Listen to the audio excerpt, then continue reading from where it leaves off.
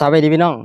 มื้อนี้ข้อยก็ได้เสื้อผ้ามาเนาะ2 ถุงแล้วก็สิเอาไปให้ลุงที่ว่าบ้านเลาถูกไฟไหม้เนาะ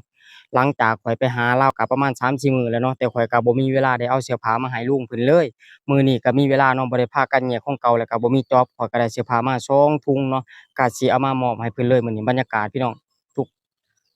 อยู่ที่ริมคลองเนาะแคมป์คลองแม่จันทน์มื้อนี้ข้อยก็ปั่นจักรยานมาคือเก่าเนาะเสื้อผ้าของข้อยก็ นี่นะทุกคนเสื้อผ้าเนาะก็ประมาณ2 ถุงเนาะเอามาให้ลุงเพิ่นอ๋อนี่แหละแล้วก็สิมีเสื้อผ้าเจ้าของห้องนำเด้อนี่เด้อเสื้อผ้าเจ้าของห้องนำเนาะเพิ่นสมทบเนาะการเอามาช่วยบรรยากาศนะทุกคนเนาะริมคลองนี้เพิ่นก็สิเอิ้นเป็นคลองคุณแม่จันทน์เนาะบรรยากาศตอนนี้ก็ใกล้สิฮอดบ้านลุงแล้วนะเดี๋ยวเราก็ไปต่อกันเลยทุกคนบรรยากาศยามแลงๆนะทุกคนอ๋อนี่เนาะ5 โมงกว่าสิเข้า6 โมงเนาะตะเวนก็ใกล้สิตกดินแล้วเนาะไป ไปต่อกันใกล้สิฮอดบ้านลุงแล้วยังอีกหน่อยหนึ่งเนาะยังอีกหน่อยหนึ่งก็ฮอดเพื่อสิได้มาหาเราว้าใช้เวลาพอดี2-3 วันเนาะบ่มีเวลาแม่นี่หนูก็บ่กล้ามาคนเดียวเนาะเพิ่นก็บ่ฮู้นะว่าบ้านลุงเพิ่นไผไหม้หม้องใดมีแต่ข้อยคนเดียวเนาะที่ฮู้ข้อยก็เลยว่าต้องมาเองไปโอ้เห็นไหมทุกคนพูนๆๆๆเห็นบ่รถไฟเนาะป๊ารถไฟอยู่เทึงสะพานพู้นเด้รถไฟอยู่สูงเนาะอยู่ใต้ดินก็มีอยู่เทึงสะพานก็มีอยู่เมืองไทยนี่เจริญแรงเนาะ เจริญสุดๆเลยเบิ่งแต่คลองนี่นะเบิ่งแต่คลองขนาดคลองยังเป็นสะพานปูนเลยเพิ่นเฮ็ดให้ไต่แบบสะดวกสบายนะโอ้รถจักรมาแล้วก็ต้องจอดอีกแล้วมีรถมาทางหลังเนาะก็ต้องจอดอีกเนาะ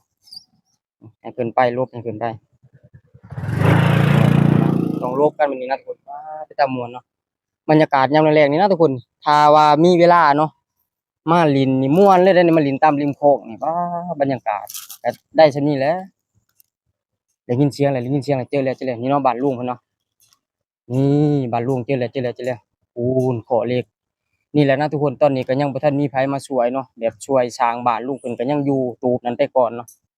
ยังอยู่แบบอุตส่าห์อยู่ไปก่อนนะเพิ่นบอกรอท่าแบบมีผู้ช่วยมื้อใดเนาะเพิ่นก็สิทำใหม่ทำให้ดีกว่านี้ย้านฝนตกนะฝนตกมามันก็สิเปียกเนาะถ้ามื้อใดว่างเขาก็สิมาเฮ็ดช่วยเพิ่นอยู่รอท่ามื้อหยุดพู้นแหละแต่ตอนนี้ยังบ่ว่างเลยบ่ทันได้หยุดงานว่าแล้วนะทุกคนเดี๋ยวไปเบิ่งกันเนาะไป2 ถุงเลยนี่ป๊าทางลงแล้ว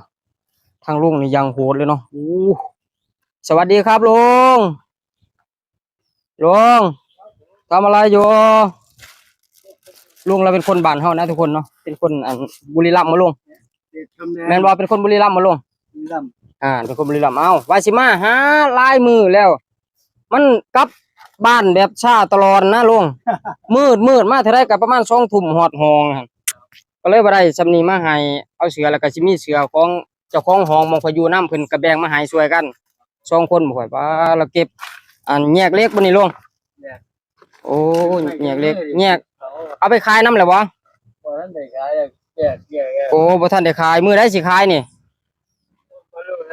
บ่ฮู้บ่สิเก็บไปขายเองบ่หรือว่าให้รถเขามารับอ๋อไปขายทีละน้อยเห็นบ่ใช้รถเข็นนี่บ่อ๋อลุงเพิ่นใช้รถเข็นไปนะทุกคนยังบ่ทันมีไผมาช่วยเนาะลุงเนาะเดี๋ยวรอวันหยุดดอกคันมีใหม่มีหมองมีใหม่เบิดแล้วบ่ยังติยังเนาะถ้า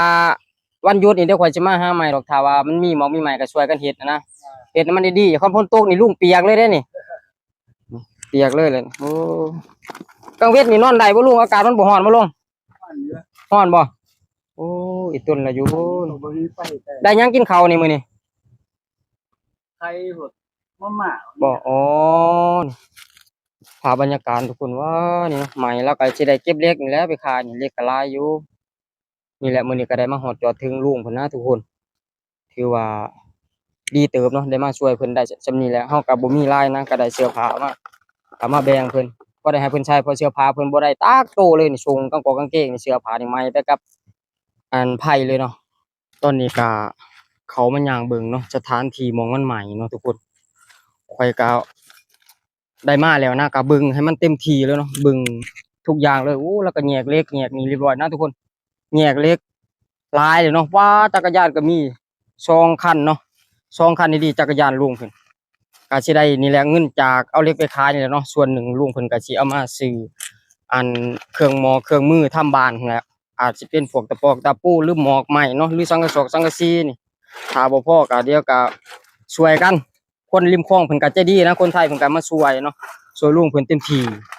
สำหรับคลิปนี้ก็บ่มีหยังหลายนะทุกคนมาส่งของให้ลุงเพิ่นเนาะขอจบไว้ส่ำนี้เด้อเข้ามาเบิ่งแล้วก็อย่าลืมกดไลค์กดแชร์กดติดตามเป็นกำลังใจให้แหน่